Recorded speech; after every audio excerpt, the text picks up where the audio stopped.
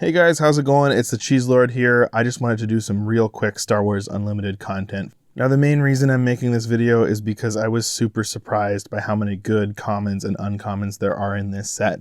That being said, after opening a booster box, I pretty much got all the commons I needed, but was finding I still needed tons of uncommons. And if you're going to build multiple decks, you're going to find yourself running out of the good uncommons quite frequently. So I thought it might be useful to make a quick top 5 list of what types of uncommons you guys should be looking out for. Because let's face it, card games are the most fun when you're constantly building decks and trying new things. Now originally I wanted to make a subjective opinion of my personal top 5 uncommons, but because this is my first Star Wars Unlimited video, I feel like I haven't really made a name for myself, so I'm going to give a more objective opinion. The way I'm going to do that is by looking at TCG Player and simply showing the 5 most expensive uncommon cards, not counting specially treated cards such as foils or hyperspace. Now this should roughly translate to the top 5 best uncommons because people are going to tend to buy the cards that are being used in the most decks and therefore are likely pretty close to the best.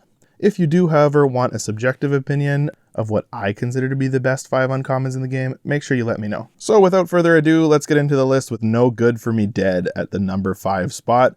This card is insane. It's basically removal for 2. Now, it doesn't fully get rid of the card, but Star Wars Unlimited is just such a fast-paced game that taking something out of the game for 2 turns might as well be removing it much of the time, and the fact that this only costs 2 makes this card pretty insane.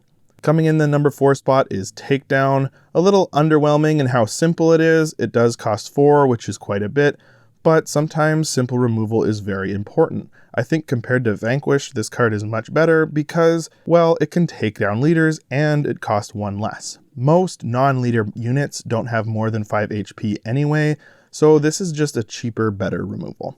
At the number 3 spot is what I personally think is the best uncommon in the game, and that's Overwhelming Barrage. Honestly, this card is insane. It has the opportunity to be a 1-card board wipe, single-sided, just for your opponent. It's nuts. If you have a really high power unit, you can basically click the I win button when you play this card, and even if you don't, it's usually taking out at least 1 card and pushing in for some extra damage. Honestly, the floor for this card is not super low, but the ceiling is so insanely high that I don't know how this card isn't more expensive. Now at the number 2 spot is Wing Leader, and a big part of why I think this card is at the number 2 spot is because it only has 1 aspect, and honestly, the deck that this card works the best with is the cheapest deck in the game. So I think a lot of people are just buying it, but it is still a very good card. When it comes to aggro, putting 2 experience counters on something means that damage gets to come into play that turn. Whereas if this card was just bigger, instead of doing that, you would have to wait for that 2 damage to come into play, which is very important when you're trying to kill your opponent as quickly as possible.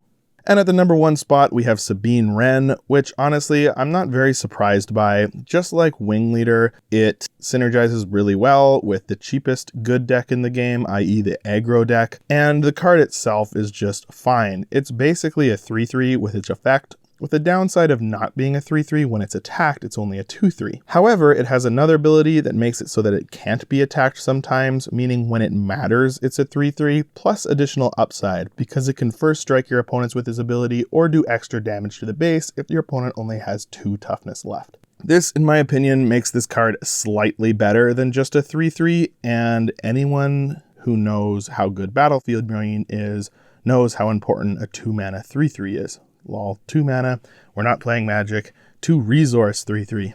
Honestly, the value of this card is just nuts, and like I said, it belongs in such a cheap deck that I think a lot of people are buying it.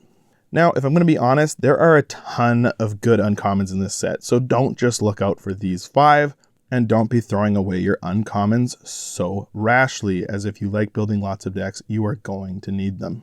I want to give a quick shout out to Outmaneuver. They're one of the main reasons why I made this video, is I want an excuse to give them a shout out, as they're a YouTube channel that was made by 4 guys, one of them being my close friend. So I'd really appreciate it if you went over there and checked them out. Also, I gotta give a shout out to myself. I make all different types of content. Right now I'm just practicing my video editing skills. That's why you're seeing so much different type of content on my channel. But if you do really like this content, make sure you give it a like so I know what kinds of stuff to make more of. The main thing I'm doing right now is building a card game myself called Fantasy Fishin', and I'd love it if you went and checked it out. Anyway, we'll see you guys next time. Love ya. Cheese Lord out.